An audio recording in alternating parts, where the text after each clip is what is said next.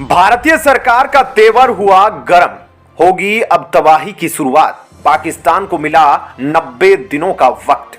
भारत के अलर्ट होते ही पाकिस्तान को मिला आखिरी अल्टीमेटम। शहबाज शरीफ सरकार में मची खलबली। क्या अब पीओके की वापसी होना तय? गरजे प्रधानमंत्री मोदी। दोस्तों, भारत और पाकिस्तान के बीच काफी अरसे से एक लैंड को लेकर युद्ध जैसे हालात बने हुए हैं और यह पूरा मामला पाक ऑक्यूपाइड यानी कि पीओके को लेकर है। दरअसल जैसे ही भारत से अलग होकर पाकिस्तान बना, पाकिस्तान ने पीओके पर जबरन कब्जा कर लिया। तो दोस्तों, अब भारत की ओर से एक और मुद्दे को लेकर पाकिस्तान को नोटिस भेज दिया गया है। पाकिस्तान को कुछ दिन पहले मोहलत दी गई, जिसके तहत भारत के साथ आकर टेबल पर बैठकर समझौता करे, नहीं तो भारत अपने मन के मुताबिक एक तरफा फैसला लेगा।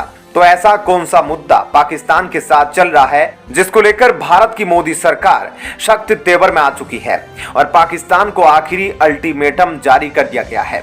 बताएंगे आपको इस वीडियो में, लेकिन उससे पहले भारतीय गणतंत्र दिवस पर आए इजिप्ट के राष्ट्रपति मुस्लिम होते हुए भी भारत के साथ कई बड़ी डील कर चुके हैं, उसके बारे में आपको बताते हैं। दरअसल इजिप्ट एक ऐसा देश है जहां की आबादी मुस्लिम है, वहां के राष्ट्रपति भी मुस्लिम हैं, लेकिन फिर भी वे पाकिस्तान की नहीं सुनते। कश्मीर के मुद्दे पर हमेशा ही भारत के साथ खड़े रहते हैं, लेकिन पिछले कुछ सालों से इजिप्ट और चीन के बीच व्यापार बढ़ रहा है। मौजूदा वक्त में चीन और इजिप्ट के बीच तकरीबन 15 बिलियन का व्यापार पहुंच चुका है। इजिप्ट अपने इंफ्रास्ट्रक्चर के निर्माण में चीन से इन्वेस्टमेंट करा रहा है, लेकिन वहीं भारतीय दौरे पर आए इजिप्ट के राष्ट्रपति ने जिस तरीके से भारत के द्वारा सम्मान प्राप्त किया है और भारत गैस सहयोग के संकेत दिए हैं, उसको देखकर इजिप्ट भारत को कई बड़े ऑफर दे दिया है। इजिप्ट के राष्ट्रपति ने जोर देकर कहा है कि वह अपनी लैंड भारत को मुहैया कराएंगे। भारतीय कंपनियों के लिए इजिप्ट के दरवाजे खुलेंगे कि भारतीय कंपनियां इजिप्ट में अपना व्यापार शुरू कर सके। उधर दूसरी तरफ एक मुस्लिम देश पाकिस्तान जो पाई पाई के लिए मोहताज हो रहा है, जहां पर पूरा देश ही किराए पर चल रहा है, लेकिन उसकी अकड़ अभी बाहर नहीं निकल रही है। पाकिस्तान में ऐसी नौबत आ गई है कि अब विदेशों में भी पाकिस्तानी एम्बेसी को बेचा जा रहा है। दुनिया में घूम घूम कर पाकिस्तान प्रधानमंत्री शहबाज शरीफ चंदा इकट्ठा कर रहे हैं ताकि पाकिस्तान को तबाह होने से बचाया जा सके, लेकिन भारत से उसकी अकड़ अभी निकल नहीं रही है। लेकिन अब भारत ने भी पाकिस्तान की अकड़ को निकालने की पूरी तैयारी कर ली है। दरअसल पीओके को लेकर भारत और पाकिस्तान के बीच कई साल से तनातनी बनी हुई है। भारत ने कई बार पाकिस्तान को पीओके खाली करने के फरमान भी जारी किए हैं, लेकिन पाकिस्तान ने अभी तक भारत की बातों को तवज्जो नहीं दी। तो वहीं अब दाने दाने के लिए तड़प रहे पाकिस्तान को भारत पानी के लिए भी तड़पाने वाला है। कहते हैं कि तबाही आती है तो हर तरफ से आती है, जो पाकिस्तान के लिए 100% सही उतर रही है। पाकिस्तानी सरकार की विफलता के चलते आज पाकिस्तान के लोग भूखे तड़प रहे हैं, लोगों को रोटियां नसीब नहीं हो रही। दरअसल भारत ने एक नोटिस पाकिस्तान के प्रधानमंत्री के मुंह पर मारा है। भारत ने पाकिस्तान से सिंधु जल समझौते पर बातचीत करने के लिए एक नोटिस दिया है। नोटिस के मुताबिक भारत ने पाकिस्तान को केवल 90 दिनों का वक्त दिया। यदि पाकिस्तान इन 90 दिनों के अंदर समझौते के लिए भारत के साथ एक टेबल पर बातचीत करने के लिए नहीं आता है, तो भारत एक तरफा फैसला ले लेगा। दरअसल पाकिस्तान भारत को अपना अड़ियल रवैया दिखा रहा था, तो भारत ने भी अपनी जिद्दीपन को दिखा दिया है। तो दोस्तों, पाकिस्तान में सवाल ये उत्पन्न हो रहे हैं कि अगर भारत से तंग आकर सिंधु का जल रोक दिया तो पाकिस्तान में क्या होगा? हिमालय से निकलने वाली सिंधु नदी पाकिस्तान के कराची से अरब सागर में मिलती है। पाकिस्तान में सिंधु नदी 3168 किलोमीटर की दूरी तय करती है। पाकिस्तान में खेती के लिए सिंधु के पानी से ही 68% के पानी की आपूर्ति होती है। इसी वजह से जब से भारत ने यह नोटिस जारी किया, पाकिस्तान में सूखा पड़ गया है।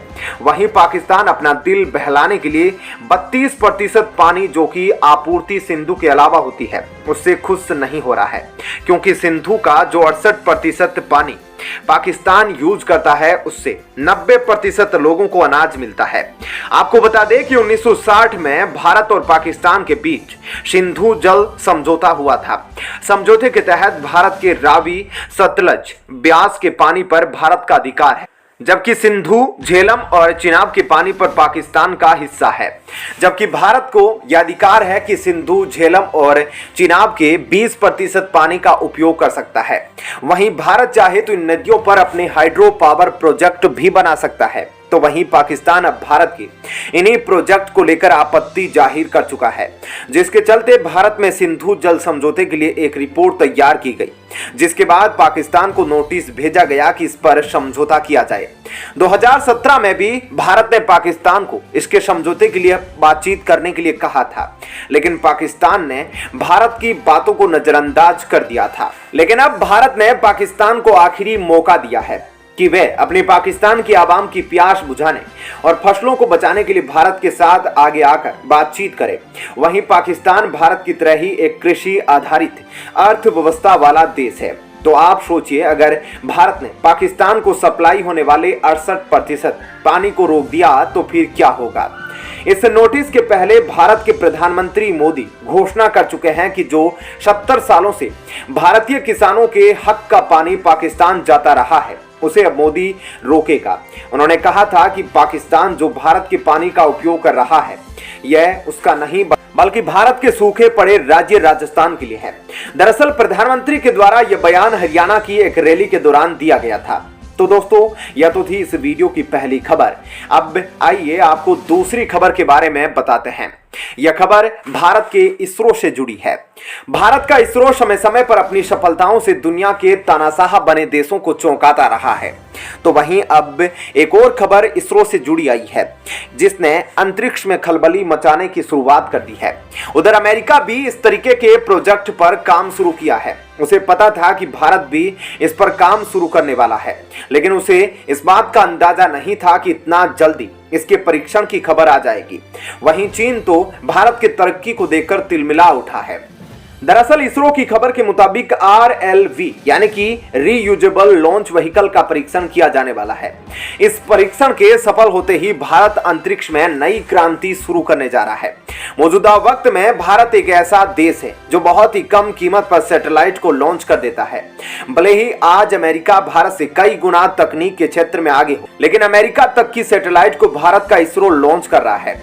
वहीं इसरो एक ऐसे रीयूजेबल लॉन्च व्हीकल का परीक्षण करने जा रहा है, जिसके जरिए सैटेलाइट को आसानी से अंतरिक्ष में भेजकर यह व्हीकल फिर से जमीन पर वापस लौट आएगा। ऐसे परीक्षण अभी तक कुछ गिने चुने ही देशों के पास है। इतना ही नहीं, अब इसी व्हीकल के उपयोग से सामान्य नागरिक भी चंद्रमा का सफर कर पाएंगे। खबरों के मुताबिक चंद्रमा का सफर करने के लिए अमेरिका का नासा 6 करोड़ रुपए खर्च का अनुमान लगा रहा है, लेकिन जब भारत इसकी शुरुआत करेगा तो खर्च बहुत कम आने वाला है, क्योंकि भारत के इसरो को यह कामयाबी हासिल है कि कैसे कम से कम खर्च में अपने प्रोजेक्ट को अंजाम तक पहुंचाया जाए। अब आप इसी बात से अंदाजा लगा सकते हैं, 2015 में नासा ने एक सोलर मिशन लॉन्च किया था, जिसके लिए $550 मिलियन खर्च किए गए थे।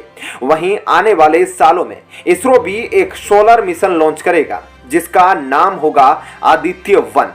इसके लिए मात्र $55 मिलियन खर्च किए जाएंगे। ऐसे में आपका इस खबर पर क्या कहना है, कमेंट सेक्शन में जरूर बताएं। साथ ही वीडियो को लाइक शेयर जरूर करें। धन्यवाद।